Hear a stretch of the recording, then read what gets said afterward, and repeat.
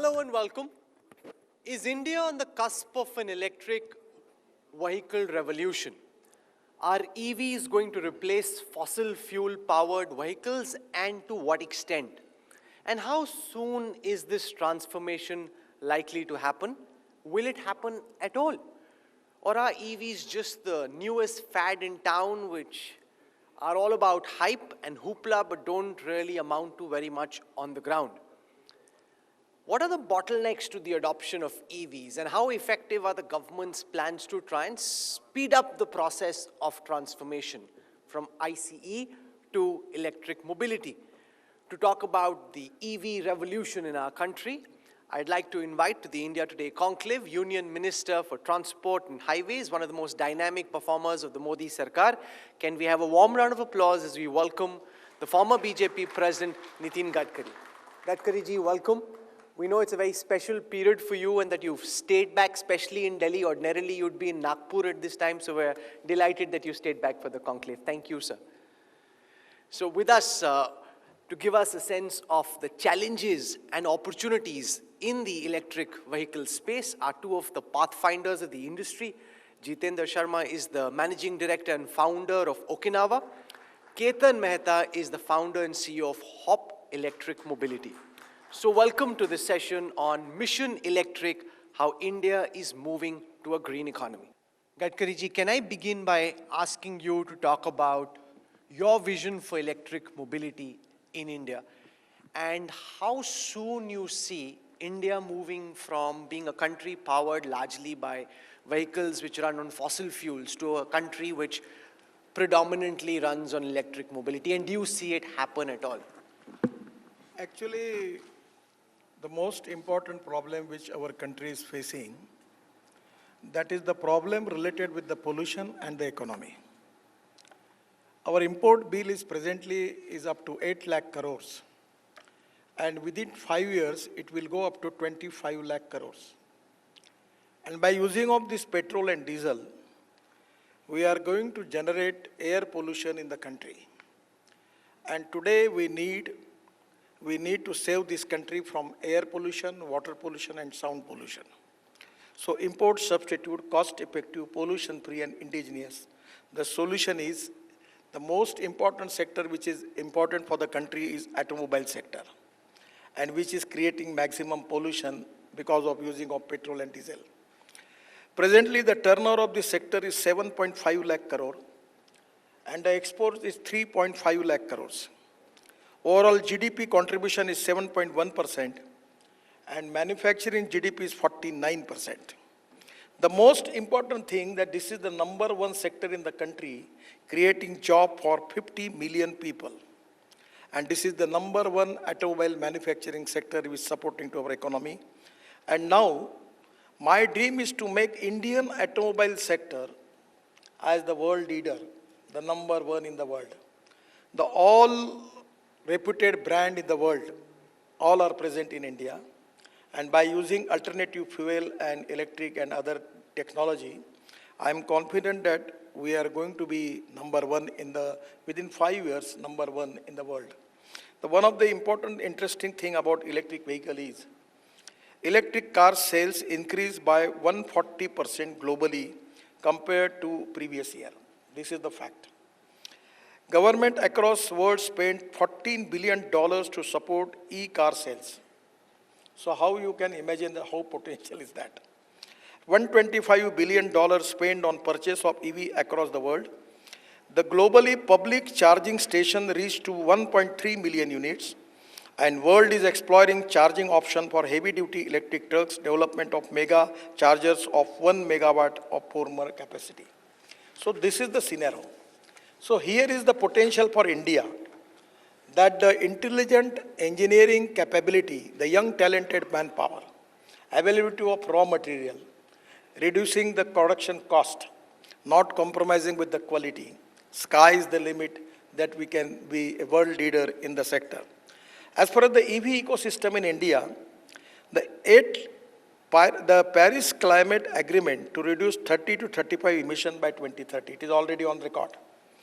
So 30% our target is up to 2030, 30% private car will be electric, Then 70% commercial vehicle will be electric, 40% buses will be electric, and 80% two and three wheelers by 2030 will be electric.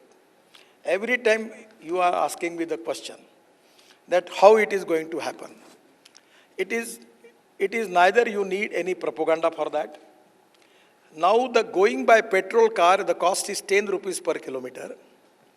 Going by diesel is supposed to be 8 rupees per liter.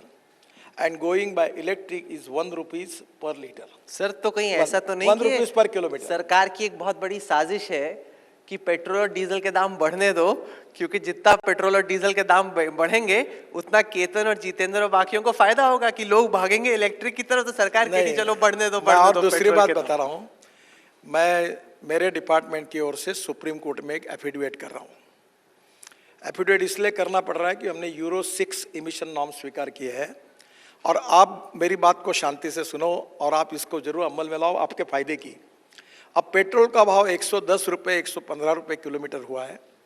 अब Mercedes, BMW, Toyota, Honda जितने को है, ये सब गाड़ियाँ Brazil में flex engine पे चलती है। फ्लेक्स इंजन से कॉस्ट में कोई फ़र्क नहीं पड़ता, और मैं उसको मैंडेटरी कर रहा हूँ स्कूटर को, ऑटो रिक्शा को भी।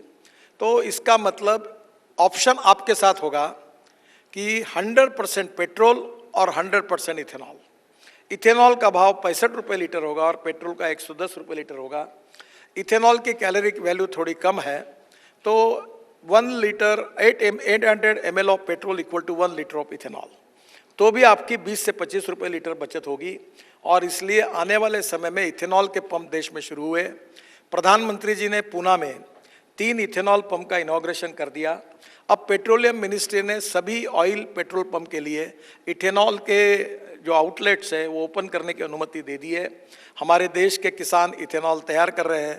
पहले शक्कर से, मोलाइसिस से होता था, अब मक्के से, चावल से, सबसे बनेगा।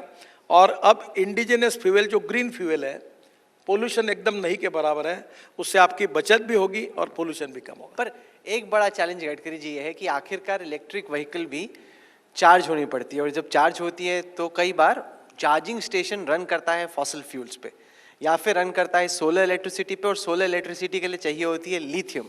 लिथियम का कब्जा पूरा चाइनीज के हाथों में है। तो ऐसा तो नहीं कि हम जो पूरी कोशिश कर रहे हैं इलेक्ट्रिक व्हीकल्स की तरफ बढ़ने की, उसके साथ नए चैलेंजेस आते हैं। जब तक वो फॉसिल फ्यूल से ही चलेगा तो कैसे हम लोग बढ़ पाए।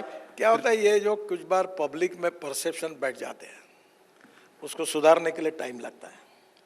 पहली बात ऐसी है कि लिथियम आयन बैटरी 81% इंडिया में बनती है। अब इसका पहले जो रेट था उससे 35 से 40%, 50% रेट कम हो गया है। दूसरा, हमने जो कार स्क्रैपिंग पॉलिसी लाई है, उसमें से जो अभी सेमीकंडक्टर का शॉर्टेज वर्ल्ड में है, जो लिथियम और एल्यूमिनियम, और इसके साथ साथ इसमें जो स्क्रैपिंग होगा, इससे लिथियम भी मिलेगा और एल्यूमिनियम भी मिलेगा। तो ये जो स्क्रैपिंग पॉलिसी इतनी अच्छी है कि हमारे देश में इतने व्हीकल भंगार में है, और अब वर्ल्ड का हमने पोर्ट का जो ड्राफ्ट है वो 18 मीटर कर दिया है। दुनिया का भंगार हमारे देश में हम लाएंगे, और पूरा उससे कॉपर एल्यूमिनियम इंपोर्ट करने के बजाय वो पूरा हम लोग स्क्रैपिंग से निकालेंगे, तो कॉस्ट भी कम होगी। और मैं आपको बता देता हूँ, ये पूरा एक पब्लिक में चर्चा होती कि पूरे चाइनीज़ ने लिथियम आयन की सब माइंस ले ली है, अब लिथियम आयन वर्ल्ड में कहीं है नहीं है, उसका शॉर्टेज है। तो पहली बात, लिथियम आयन का कोई शॉर्टेज नहीं है, उसकी कॉस्ट कम हो रही है। दूसरी बात, बैटरी केमिस्ट्री में लिथियम आयन के साथ एयर आयन और मेटल आयन 2 टेक्नोलॉजी है। उसमें lithium ion, sodium ion, zinc ion और स्टील आयन, एल्यूमिनियम आयन, इस पर रिसर्च चल रहा है, इसरो में चल रहा है, IITs कर रही है, DRDO कर रही है, और हमको मिला भी है, उसमें ब्रेक थ्रू भी मिला है। आने वाले दिनों में इलेक्ट्रिक बैटरी में हम लोग आत्मनिर्भर बनेंगे, और निश्चित रूप से हम उसको एक्सपोर्ट करने वाले बनेंगे, इतना पोटेंशियल है। और हमारे लोग अर्जेंटीना में, वहाँ भी दुनिया में लिथियम माइंस को भी ले रहे, और मुझे नहीं लगता lithium ion is a problem. पर जब तक लिथियम आयन चलेगा, उसके बाद ये केमिस्ट्री बदलेगी और हमारा एल्यूमिनियम, जिंक, सोडियम आयन भी आएगा, और ग्रीन हाइड्रोजन भी तुरंत आ जाएगा।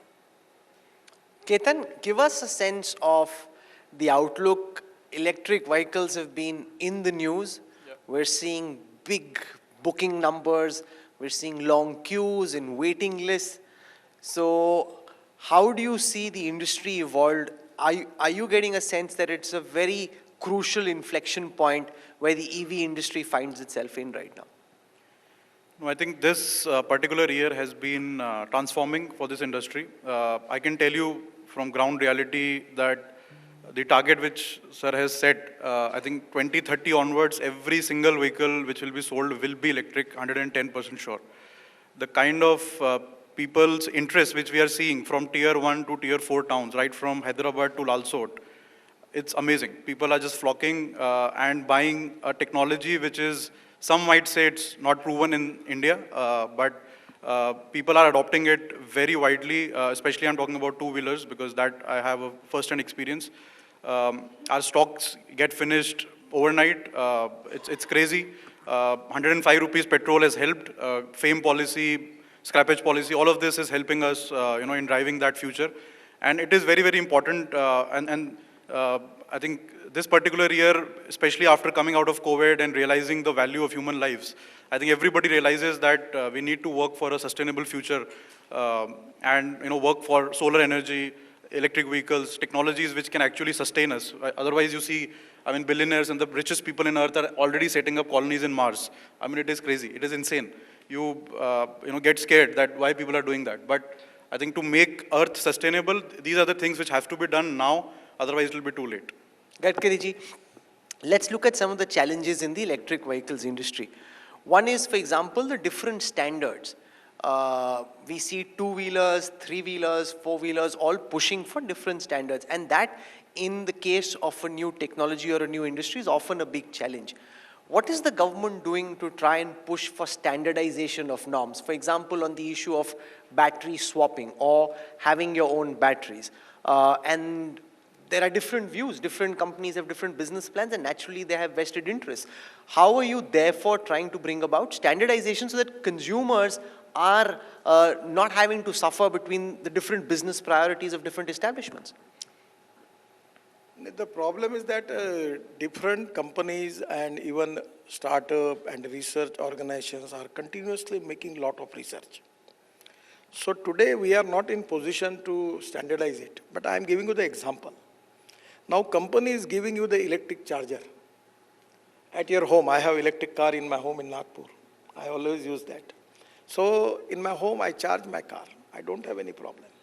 Even I go to Amravati or Akola, I can charge there. The charger is with me. So the standardized laws are already framed by the ministry and research is going on. And I am also telling you the interesting case. The total EV sold 1,21,623 units, electric two-wheelers 57,000, 47%, electric three-wheelers 59%, 48%, electric cars 4,700, 4%. So this is rise in electric two-wheeler sales is 140% and electric cars 190% compared to pre-COVID period 2019. So my only suggestion to you that market is vastly growing up. And the people like all these things, they are giving new technology, new innovation, new research. And every time this is the industry where the Indian IITs, institutions, research institutions, doing excellent research job. So we should not fix up anything. And we should allow the people to make the research and giving choice to the consumer that you can select it. There is no problem. And as far as the battery swapping is concerned, we are giving permission for them, no problem. We have already made the regulation for that. Now there is no problem. Jitendra, one of the biggest concerns that consumers have is range anxiety. The fear that you leave from home, that there is something that you need to do, और गाड़ी रास्ते में बंद हो गई. The industry is trying to overcome that fear. Ranges are becoming more and more realistic. मैं आपको एक बात थोड़ा रोक के पूछता हूँ. एक कस्टमर का नाम बताओ जिसकी गाड़ी इलेक्ट्रिक के रास्ते में बंद पड़ी है. क्यों ऐसे आप नेगेटिव? इसलिए उसको anxiety कहते हैं. देखो Range मैं आपको anxiety. बताता हूँ, ये होने की संभावना नहीं है. ये विशफुल थिंकिंग है. गाड़ी अभी जो बड़ी गाड़ी है वो 400 किलोमीटर तक चार्ज हो रही है. और एक व्यक्ति जो हिंदुस्तान में एवरेज स्कूटर और आपकी गाड़ी है समझो, आप दिन भर में दिल्ली में घूम घूम के कितना घूमते होंगे? 100 किलोमीटर. अब एक बार 250 किलोमीटर गाड़ी चार्ज हुई और रात को आपने गैरेज में रखी चार्जिंग को लगाया तो पहली बात, ये बिल्कुल होने वाला नहीं है, ये विशफुल थिंकिंग है। आई एम एश्योरिंग यू कि कोई ऐसा नहीं होगा, क्योंकि 300-400 किलोमीटर। एक बात जरूर है कि अब रिसर्च हो रहा है कि बैटरी में इलेक्ट्रिक स्टोरेज की कैपेसिटी कब ज़्यादा बढ़ा है। जैसे एलएनजी की अभी जो टेक्नोलॉजी आई है कि एक ट्रक 1600 किलोमीटर चलेगा तो भी उसको एलएनजी भरने की ज़रूरत नहीं। वैसे अब इलेक्ट्रिक में ये रिसर्च होगा कि एक बार आपने गाड़ी चार्ज की तो 800 किलोमीटर नो प्रॉब्लम। तो अब 800 किलोमीटर चलता कौन है? 800 किलोमीटर यानी दिल्ली से आप मुंबई थोड़ी कोई जाने वाला इतनी गाड़ी थोड़ी चलाता है। तो मुझे लगता है कि ये प्रॉब्लम नहीं आएगा। Jitendra, the concerns, what Gadkari ji is saying is probably true, that people don't really run out of juice when they're out on the roads, but range anxiety is one of the biggest factors in mass adoption of EVs. To what extent do you think the industry in India has been able to overcome those apprehensions? Rahul, if you see about the range anxiety, I think you have used the right word, anxiety. Actually, it is not the requirement. If you see, it's a psychology of a customer in India, especially when you talk about the vehicle, whether it's two-wheeler or the four-wheeler, they always think that where I will fill the fuel, okay, in case of IC engine. But when we talk about the EV, we always talk about only two things. One is the infrastructure, like the charging station.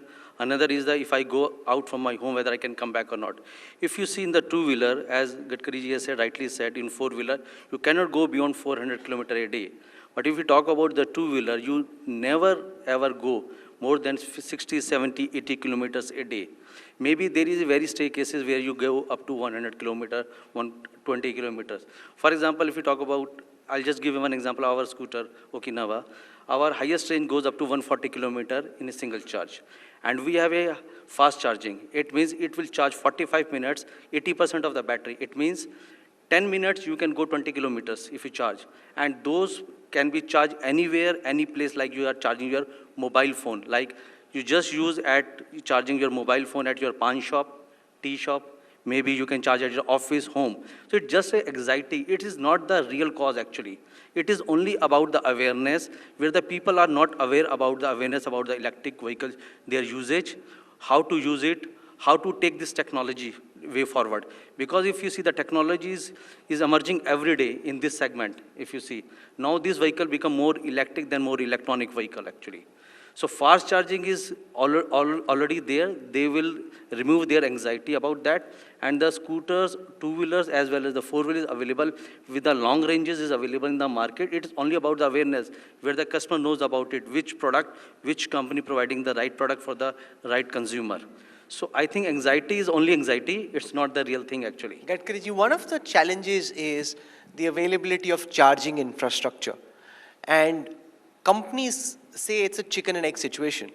A, who sets up the charging infrastructure? If the companies have to spend money, then their economics per unit are not viable. They're expecting the government to set up charging infrastructure, and the government has made some effort, but it's very limited if we are actually thinking of mass adoption of electric vehicles. How do you see this issue of building charging infrastructure? Is it a public good? Is it something the government is committed to building? पहली बात तो ऐसी है कि हर vehicle के साथ charger मिल रहा है। तो जैसे भी इन्होंने कहा कि स्कूटर मैक्सिमम 60 किलोमीटर चलती है और 140 किलोमीटर तक एक बार चार्ज किया 45 मिनट में हो जाती है। तो रात को चार्जिंग किया तो दूसरे दिन पूरे दिन चलेगा, नो प्रॉब्लम। कार का भी ऐसा है, व्हीकल कोई भी इलेक्ट्रिक का ऐसा है। पर अब NHAI के तरफ से मैं 350 road side amenities petrol pump बना रहा हूँ मुंबई दिल्ली हाईवे पे, यानी पूरे देश में ग्रीन हाईवेज पर, और उसमें अब इलेक्ट्रिक चार्जिंग स्टेशन भी बना रहे हैं। अगर हाईवे में अगर आप दिल्ली से चंडीगढ़ जा रहे हैं, दिल्ली से आप अगर अभी हम जो हाईवे बना रहे हैं कि दिल्ली से चंडीगढ़ 2 घंटे में, दिल्ली से देहरादून 2 घंटे में, दिल्ली से हरिद्वार 2 घंटे में, दिल्ली से मुंबई ये 12 घंटे में, दिल्ली से श्रीनगर 8 घंटे में। तो नेचुरली ये इतने रोड अच्छे बन रहे हैं। अभी मैं गाड़ी टेस्टिंग ड्राइव था, नहीं तो वो कानून के विरोध में आप बोलोगे आपने कानून भंग किया, तो मैं 170 किलोमीटर स्पीड से गाड़ी गई और मैं आराम से बैठा था। तो अब धीरे धीरे उसी रोड पर रोड साइड मैं एक सवाल पूछूं सर आपसे, आपने सही बात है, ट्रैफिक आपने जो ट्रांसपोर्ट इंफ्रास्ट्रक्चर है, जो सड़कें हैं, उसको बहुत इम्प्रूव किया, लेकिन स्पीड लिमिट ज़्यादा चेंज नहीं हुआ। अब इतनी बड़ी बड़ी गाड़ियाँ हैं, वहाँ पे सब जगह वो सीसीटीवी लगा हुआ है, डर लगता है कि थोड़े से तेज़ गए और फट से कटा चालान, और आजकल तो घर पहुँच जाता है चालान। तो इसको थोड़ा इंडिया में स्पीड लिमिट बढ़ाने के लिए आप क्या कर रहे हैं? आपने बिल्कुल सही सवाल पूछा और मैं इसमें अभी तक कुछ कर नहीं पाया। This is one of the negative point. क्यों नहीं कर पाया? ये जो परसेप्शन वाली बात होती ना, रियलिटी वर्सेस परसेप्शन, तो हाई कोर्ट और सुप्रीम कोर्ट के जजमेंट है और ऐसे कुछ जजमेंट है हाई कोर्ट के कि इससे ज़्यादा स्पीड नहीं चलेगी। अब प्रॉब्लम यह है कि एक्सीडेंट का कारण केवल स्पीड ऐसा नहीं है। अब एक्सिस कंट्रोल ग्रीन हाईवेज है, अब यहाँ कोई आता नहीं, कुत्ता भी नहीं आ सकता, पूरा बंद है, तो वहाँ स्पीड में कोई अड़चन नहीं। तो मैं अभी तक ये स्पीड की फाइल को घुमाता हूँ हर बार। ये हाई कोर्ट निर्णय देता है, वो सुप्रीम कोर्ट देता है। अभी मैंने ये स्टैंड लिया है कि पार्लियामेंट में जाना है तो बिल बनाकर जाऊंगा और ये स्पीड के सब पैरामीटर बदल दूंगा। स्लो स्पीड पे मूव कर रही है आपकी फाइल। सर, इसमें मेरी दिक्कत यह है कि ये स्लो इसलिए मूव हो रहा है कि परसेप्शन जो है और कोर्ट के डिसीजन, सुप्रीम कोर्ट से लेकर हाई कोर्ट तक, वो इस मानसिकता में, जैसे आपने कहा ना कि ये आप सही कह रहे हो कि इलेक्ट्रिक की गाड़ी रास्ते में बंद होगी तो हम क्या करेंगे? ये जो होगा नहीं, होता नहीं, होने वाला नहीं है, पर दिमाग में बैठा हुआ है। वैसे स्पीड के बारे में पूरे लोगों के मन में बैठा कि स्पीड बढ़ाई तो एक्सीडेंट होंगे। अब मैं उससे बाहर निकालकर मैंने वो फाइल लगभग तैयार की है। एक्सप्रेस हाईवे की स्पीड क्या होगी, डिस्ट्रिक्ट रोड की क्या होगी। नहीं, तो पूरा बताइए ना। एज ट्रांसपोर्ट मिनिस्टर, आपके हिसाब से हिंदुस्तान में गडकरी जी की जो नई बड़ी सड़कें हैं उस पर क्या स्पीड लिमिट होनी चाहिए? देखिए, ये don't take it as my commitment और डिक्लेरेशन, क्योंकि मैं मंत्री हूँ। इसमें सुप्रीम कोर्ट और हाई कोर्ट के निर्णय है, पर मैं कोई अच्छी बात होगी तो कोर्ट में मैं मानता हूँ कि पार्लियामेंट इज सुप्रीम, जनता की अदालत है, कानून बनाने का हमारा अधिकार है, कानून को इंटरप्रेट करने का अधिकार हमारे जजेस को है, उनका निर्णय हम स्वीकार करेंगे। तो अब मेरा जो व्यक्तिगत मत है, it is not official, but मैं उस लाइन में सोच रहा हूँ कि green express highway axis control ये मैक्सिमम 120 तक ले जाना चाहिए, 120 to 140, ये मेरा थिंकिंग है। जो नेशनल हाईवे है 4 लेन, वहाँ कम से कम 100 किलोमीटर तक जाना चाहिए। फिर जो 2 लेन पेव शोल्डर है उसमें 80 किलोमीटर तक जाना चाहिए। और शहरों में जो रोड है अब से, इसमें से 75 किलोमीटर तक अलाउ करना चाहिए। मैं एक सवाल पूछूं? हाँ। आपने कहा आप दिल्ली से देहरादून 2 घंटे में पहुंच सकते हो, दिल्ली से चंडीगढ़ 2 घंटे में पहुंच सकते हो। अगर आपने 120 भी कर दी ना तब भी नहीं पहुंचोगे। कैसे सर, कैसे? आपको स्पीड लिमिट को, जैसे वहाँ अगर आप यूके देखो, यूएस देखो, वहाँ पे स्पीड लिमिट्स और प्रैक्टिकल हैं, और खासतौर से वो तो 300 तक गए हैं। पर आप एक बात समझिए कि being a minister I don't have any hesitation कि आज अगर मैं टेक्निकली कर सकता हूँ 200 किलोमीटर की स्पीड पर आवर, वो इस पर मैं कर सकता हूँ, नो प्रॉब्लम। 180 भी कर, इतने अच्छे हाईवे बनाए हमने, एक्सिस कंट्रोल है। पर पब्लिक को इस आइडिया को डाइजेस्ट करना, it will take some time.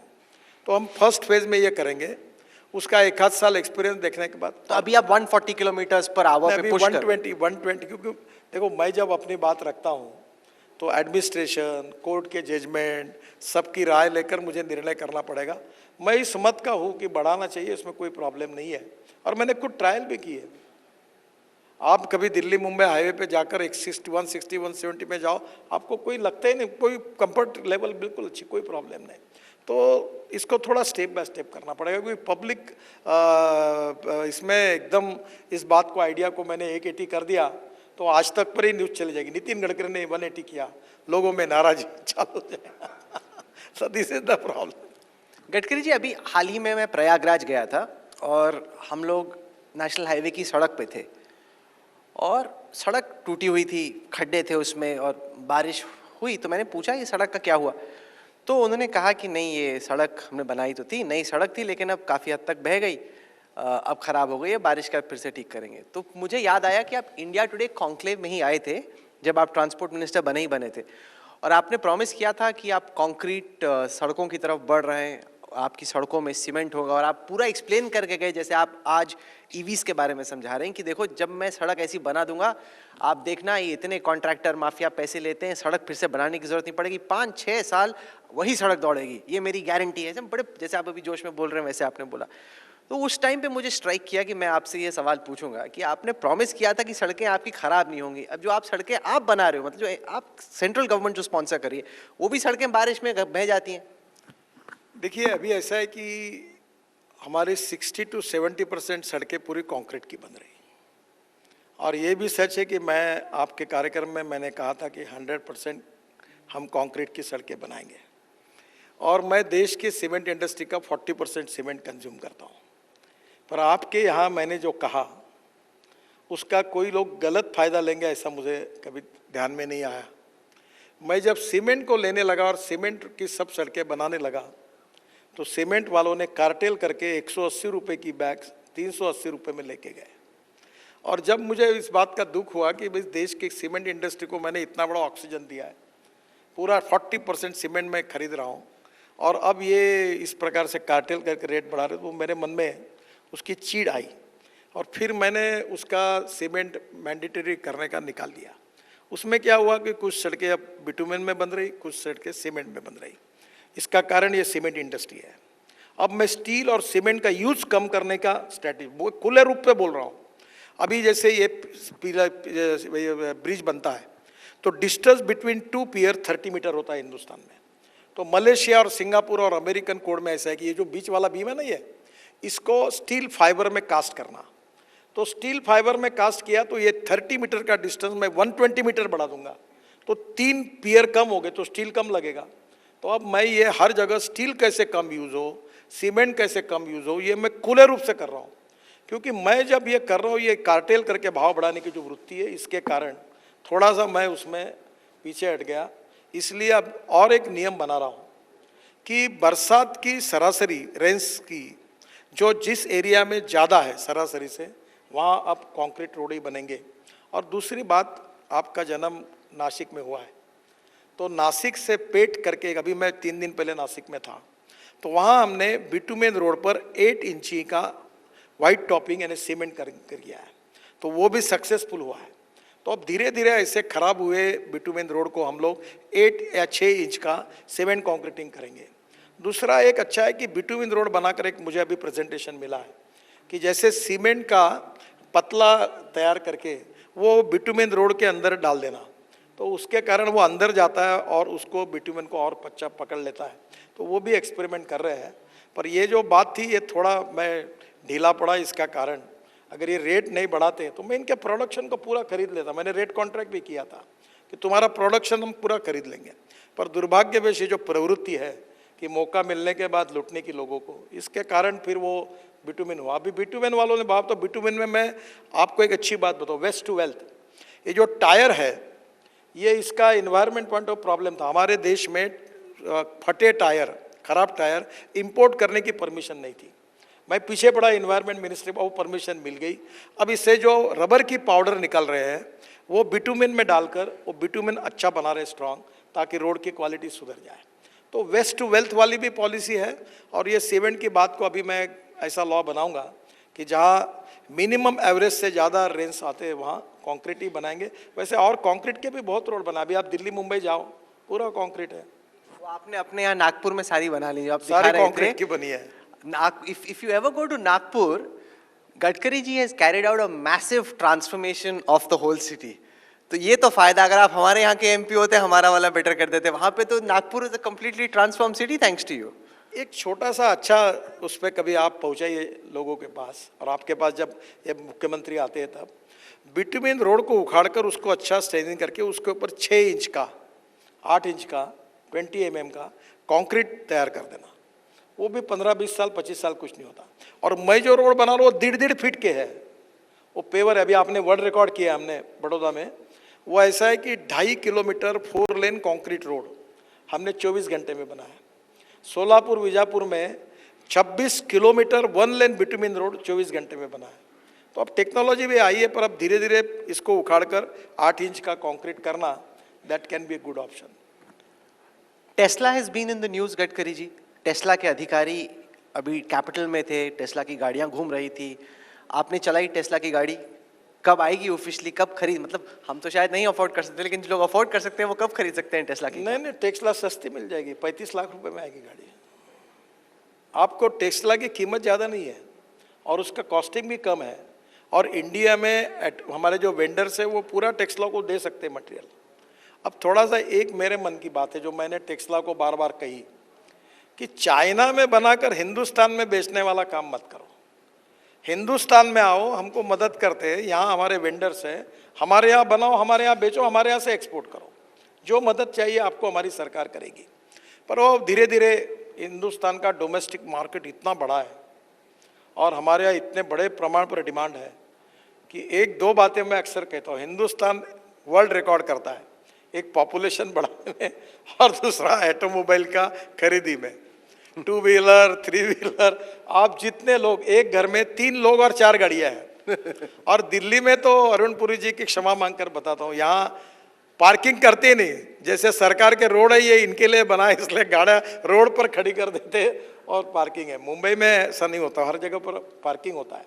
तो अब धीरे धीरे इसमें कोई नहीं कि टेस्ला को आएगी, अभी मार्केटिंग उनका शुरू हुआ है, मुझे लगता है कि आएगा। और दूसरा, टेस्ला के बराबर और एक अमेरिकन ब्रांड है, वो भी ऑलरेडी उसका भी मैन्युफैक्चरिंग शुरू हुआ है। दूसरी बात जो बहुत, अब टेस्ला तो अच्छी है, मैंने चला, इतनी लाइट सुंदर है, टेक्नोलॉजी बहुत ही बेस्ट है, उसकी बराबर की टेक्नोलॉजी अब टाटा ने कोई कम अच्छी कार नहीं बनाई इलेक्ट्रिक की, ये लैंड रोवर ने अच्छी नहीं बनाई है, यह सब जितने लोग टोयोटो बना रही है अभी वो उन्होंने भी अच्छी बनाई है। अब ऑल इंडियन ब्रांड्स, मर्सिडीज हो, BMW, जितने यहाँ हैं वो भी लगातार रिसर्च कर रही। देखो सबसे बड़ी इंटरेस्टिंग बात है, मैं इनका धन्यवाद दूंगा, ये यंग टैलेंटेड लड़के जो है हिंदुस्तान के, ये इतना रिसर्च कर रहे हैं, छोटे छोटे स्टार्टअप इतनी न्यू टेक्नोलॉजी ला रहे हैं।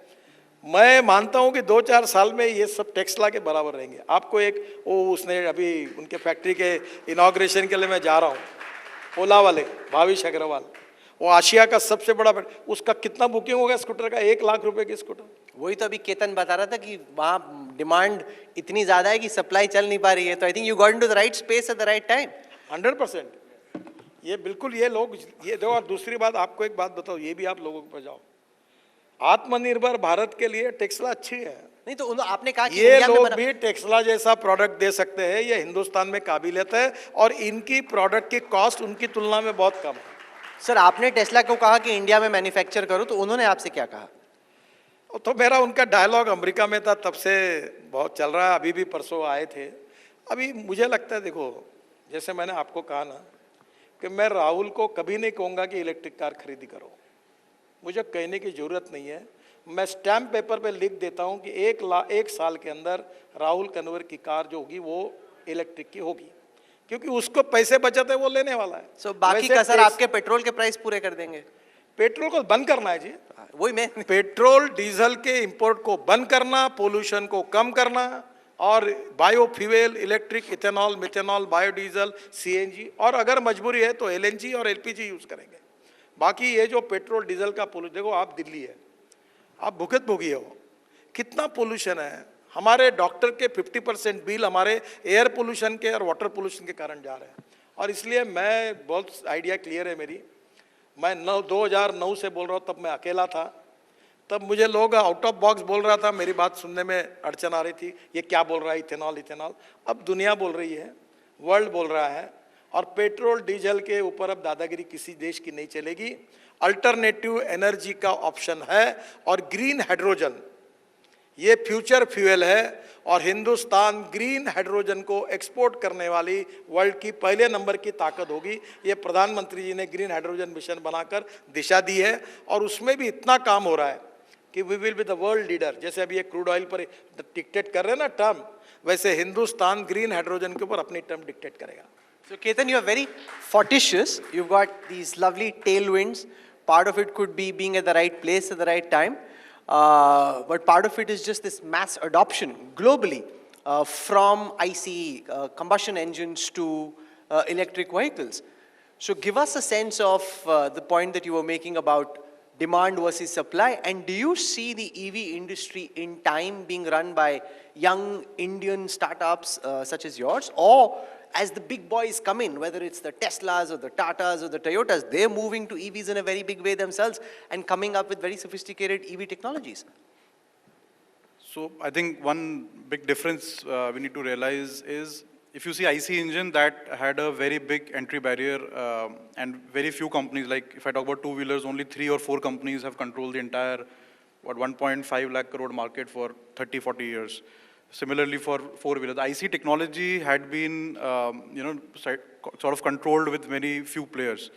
But if you see electric vehicle technology, that is, the new companies have already taken a lead much ahead of the existing players. And even if you see Tesla, it was kind of on the verge of bankruptcy a few years back. It's only last 2 or 3 years they've just come out, and it was a startup in a way, a large startup, but it was a startup a few years back.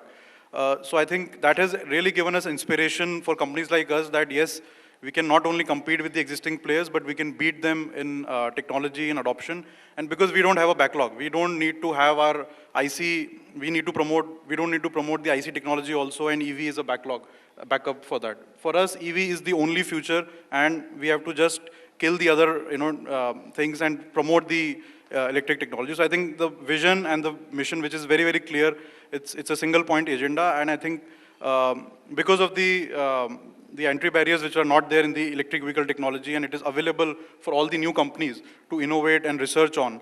I think a lot of new companies will take a lead and actually become leaders, in the future. Gadkari ji, which one do you think will be the more sustainable option? BaaS, which is battery as a service, or do you see people having their own batteries and sticking to them and charging them? Because जैसे मैं phone का example देता हूँ, this whole concept of phone के अंदर की जो battery है, अब आप बोलो कि ये बैटरी निकाल दो, दूसरी बैटरी डाल दो, ग्लोबली लोग अलग अलग सोचते हैं, इंडिया में सोचते हैं यार मेरी बैटरी तो नई थी, अगर मैंने निकाल के दूसरे को दी थी, पुरानी वाली अगर खराब मिल गई. So people think like that, and that's only natural. That how do I know that the battery that I'm getting is as good as the one that I gave for charging? How do you see this play itself out over time? आपने बड़ा interesting सवाल पूछा, इसमें बड़ा विवाद था, और जो मैन्युफैक्चरर थे वो नहीं चाहते थे कि हम लोग इस स्वैपिंग पॉलिसी को अप्रूव करें. तो मैंने उनको कहा कि भाई, क्योंकि कैसा है कि जैसे एक ही यूनिट खरीदी करेंगे तो बैटरी वो वेंडर से अगर 100 रुपये में खरीदता है और अपनी कॉस्ट बढ़ा कर देता है, तो नेचुरली उसमें भी वो प्रॉफिट कमाता है, तो हर आदमी ये चाहेगा. अब हमने कहा कि भाई ये अपने स्टैंडर्ड्स पक्के कर दिए, तो आपके गाड़ी में आपको जो स्टैंडर्ड की बैटरी वो किसी भी कंपनी के लगाए, दैट इज तुम क्यों चिंता करते हो बैटरी के लिए, तो हमने उसको अलाउ कर दिया. ये जो छोटे लोग आएंगे, तो ये जो बड़े लोग हैं, तो कहीं भी ऐसा होता है हर फील्ड में कि बड़ा आदमी छोटे आदमी को कभी आगे नहीं आने देता. तो हमने कहा नथिंग डूइंग, कोई जो टेक्नोलॉजी लेके, एक कंपनी ने लाई टेक्नोलॉजी की एक चौक पर बैटरी चार्ज होके एक ऐसा सेल बना दिया, वो ऑटो रिक्शा चलाता है, अपनी बैटरी डालता है, उसकी निकालता है. फिर और कोई है, किसी ने और कहा कि तुम फ़ोन कर दो घर पे आप बैटरी पहुंचाएंगे. फिर ये जो अमेज़न टाइप कंपनी है, इन्होंने सब उनके जो घर भेजने वाली सर्विस वो पूरी इलेक्ट्रिक कर दी, तो उनको अलग प्रकार की service the.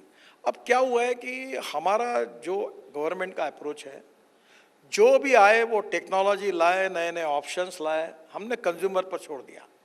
Survival of the fittest. इसमें क्या होगा, हम नहीं चाहते कि किसी की मोनोपोली बने, हम ये चाहते कि best technology, best quality and best price, और नए नए लोग आत्मनिर्भर भारत बनाने का जो सपना है, उसमें ब्रांडेड कोई एक ही कंपनी पूरी मोनोपोली सेल ना करे, तो इनके जैसे नए एंटरप्रेन्योर्स आकर अपनी क्वालिटी को बनाकर अच्छा वो भी मार्केट का शेयर ले.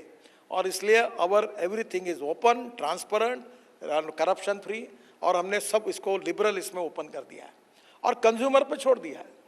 तुमको अगर सस्ती गाड़ी खरीदना है तो गाड़ी इससे खरीदी करो, बैटरी उससे खरीदी करो. तुमको सेट खरीदना करना है तो ब्रांड वाली खरीदी करो. इसकी अफोर्डेबल स्थिति होगी, वैसा करें. Jitendra, while things are changing, the reality of the sales offtake figures at this moment are that the hype is more than the reality. And if you compare with China, or if you compare with the United States, where actual sales of electric vehicles are much more, in India, there seems to be increasing talk, but that talk is not matched by sales figures. Rahul, actually, it's not the right scenario. I'll say, like 4 or 5 years back, when we talk about the EV, there's a lots of myth about the EV. People don't understand, as I told you, the technology, because that time the good, right product is not available. Because everyone who is sitting in this hall, everyone, when they're born, they've seen only IC engines, the technology they've seen from last 150 years. So they don't understand this technology of EV. So adoption of new thing is always difficult, actually. Because if you see, I'll just give you one, I remember one thing, when the first revolution 150 years ago happens, so the first World War was happened. When the second revolution come, Second World War was happened. But now the third the revolution is coming. It may be possible, but no world war will happen. But now the war will come that will against, I think, disease, maybe environment. Because environment threat is one of the biggest thing as on today for all the people who are sitting here, all the globally. Because what we have did in the last 20 years, 100 years, so we cannot redo that thing. But we have to do something for our next generation. And I think EV is one of the things with sustainable future, which can talk about that. And now, as you said, like US or the other country, developed country, where the EV is taking off take, it's okay. But now the India is also coming into that path, maybe another down the line 2-3 years, you will see a growth path will be the multiple fold. It will not in a 10%, 20%, I think it will be 400%, 500% like this. So when we talk about IC engine, they sold 20 million vehicle a year, but EV is less than 1%. But if you see this year, next 2-3 years, I think this growth will be going to be 30% market capture in next 3-4 years. So I think it is going to happen in India, because whenever new things come, revolution come, innovation come, and the technology evolving, as Gadkari said, maybe the startup, of course, just to convince the successful people is always difficult. And that is the reason when the startup like us, we came here, the government has supported a lot to us. And we bring the new technology, new innovation for that. And it's like that because I remember one thing, when I started this company, somebody told me, Mr. Sharma, it's a suicide for you. You are doing this. Because if you can sell, one of the veterans in this industry told me, Mr. Sharma, if you can sell 500 vehicles a year, I think you feel you achieve something in your life. And fortunately, in first year, we could sell 10,000 vehicles a year. And that is the thing which is startup. We have taken the dream, how to achieve it. And we did it, and we achieved it. And this is the support from government, awareness from journalists, the people like who are sitting here. It's only awareness. I think awareness is there. In next 2 years, I think what Mr. Gadkari said, rightly, maybe you will buy EV. Everyone is sitting in the room, I think 80% will go for EV. They understand the benefit of EV. It's not for economic side, of course, for the social side also. And that is the need of our. This is my thinking about that. Gadkari ji, as we come to the end of this session, I want to ask you, in your term as Transport Minister, what is the one achievement that you're most proud of? I don't know, but I'm guessing, is it, say, the Zojila Tunnel where you were recently and the efforts that you've made there? Or which is the one project that you look back with greatest joy at? And what is your biggest regret? Actually, frankly speaking, I never think in that line. Okay. But मेरी माँ जब मृत्यु के पहले तीर्थ यात्रा पे गई थी, तो बद्रीनाथ केदारनाथ की यात्रा कितनी कठिन है। तो हमारे यहाँ पंढरपुर, गाणगापुर और अक्कलकोट, ऐसे 3 महाराष्ट्र में रिले, देहू, आळंदी सब ये थे। तो मैं मंत्री बना तब मैंने सोचा कि ये जो हमारे देश की सांस्कृतिक विरासत है और धार्मिक तीर्थाटन है, इसको मैं रोड अच्छे बनाऊंगा। तो आज मैं कह सकता हूँ कि मैंने 4,500 करोड़ खर्चा करके बुद्ध सर्किट जो सारनाथ से लेकर पूरा अच्छा बनाया।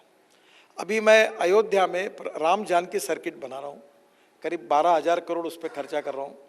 और पूरा राम वनवास में गए, राम जानकी का जन्म जहाँ से हुआ नेपाल तक, तो सब रोड बना रहा हूँ। फिर बद्रीनाथ, केदारनाथ, गंगोत्री, यमुनोत्री, अब लगभग मैंने रोड बना लिया। सुप्रीम कोर्ट में थोड़ा सा इशू है, वो क्लियर हो जाएगा तो वो प्रोजेक्ट भी पूरा हो जाएगा। तो एक प्रकार से जो पूरे देश की सांस्कृतिक विरासत के रूप में यहाँ जो धार्मिक स्थान जाते थे, तब मैं वर्ल्ड में जब घूमता था तो मुझे वहाँ इतना नीट, क्लीन पार्किंग प्लेसेस, अच्छे रेस्टोरेंट, रोड अच्छे लगते थे। और हिंदुस्तान में जाओ तो सब जगह गड्ढे, गंदगी, पार्किंग प्लेस नहीं, कुछ व्यवस्था नहीं, तो बड़ा फील होता था। तो अब कम से कम हिंदुस्तान में चाहे किसी भी धर्म का हो, उसका रोड के लिए अच्छा कनेक्टिविटी, ये मैंने प्रायोरिटी वाइज 5 साल पीछे लगकर काम हुआ है। अब इसमें छोटी सी कमी है। अभी मुझे रोप वे, केबल कार और फेनाकुलर रेलवे का काम भी प्रधानमंत्री जी ने दिया है। अब हिमाचल के 15 मेरे पास आई। कल मैं जोजिला टनल गया था, वो बाल्टा कुछ तो भी गाँव है, वहाँ से 15 किलोमीटर बाबा अमरनाथ का है। तो मुझे तुरंत आया कि मैं यहाँ से बाल्टान, तो वहाँ से रोपवे बनाऊंगा ताकि गरीब से छोटे लोग, कितने भी एज के हो, वो वहाँ जाके दर्शन कर सकें। तो अभी मैं रोपवे, केबल कार और फेनिकुलर रेलवे का एक काफ़ी बड़ा network. And your biggest regret, वो एक चीज़ जो आप एकदम करना चाह रहे थे, आपने बताया मेरा सीमेंट माफिया के बारे में, बट सीमेंट माफिया के अलावा नहीं जो आप करना चाह रहे थे लेकिन नहीं उसको कर सीमेंट माफिया मत कहिए, मैं उनको माफिया नहीं कहता। हर आदमी अपने बिजनेस में कमाता है, पर मेरा कहना है टर्नओवर ज़्यादा प्रोडक्शन करके भी कमाओ। तो एक तो मेरा जो रिग्रेट है कि हिंदुस्तान में ट्रांसपोर्ट मंत्री होने के बाद में भी वर्ल्ड में सबसे ज़्यादा एक्सीडेंट हिंदुस्तान में होते हैं। 5 लाख एक्सीडेंट होते हैं, 1.5 लाख मौतें हो जाती है और करीब 3 लाख लोगों के हाथ पैर टूट जाते हैं। मैं बहुत कोशिश कर रहा हूँ। अभी तमिलनाडु में 50% कमी आई है। अभी एक NGO के सहयोग से मुंबई पुणे हाईवे पे 50% कमी आई है। मैं वॉर फुटिंग पर कोशिश कर रहा हूँ और मरने वाले लोग 18 से 24 वयोगट के 65% लोग हैं। अब मैं बहुत दुखी हूँ कि इसको मैं कम करने की कोशिश वॉर फुटिंग पे कर रहा हूँ, पर जितना यश चाहिए उतना उसमें नहीं मिला है। पर अभी मैंने ये भी कोशिश कर रहा हूँ कि lungs transplant, heart transplant, liver transplant, ये हमारे रोड पर हम हेलीकॉप्टर एम्बुलेंस खड़ी रहे और एक आधे बार एक्सीडेंट हुआ तो उसको तुरंत वहाँ से एयरलिफ्ट करके हॉस्पिटल में जाके उसकी जान बचे।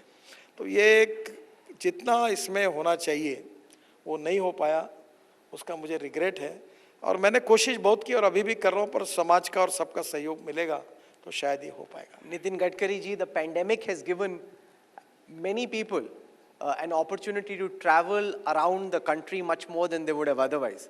जो छुट्टियां लोग विदेश में मनाने चले जाते थे वो इंडिया में मनाएंगे, and that's really given everyone an opportunity first hand to witness some of the work that's been done on building India's new highway backbone, and that's really transformative. We've had a great opportunity to talk to you about the electric revolution in India.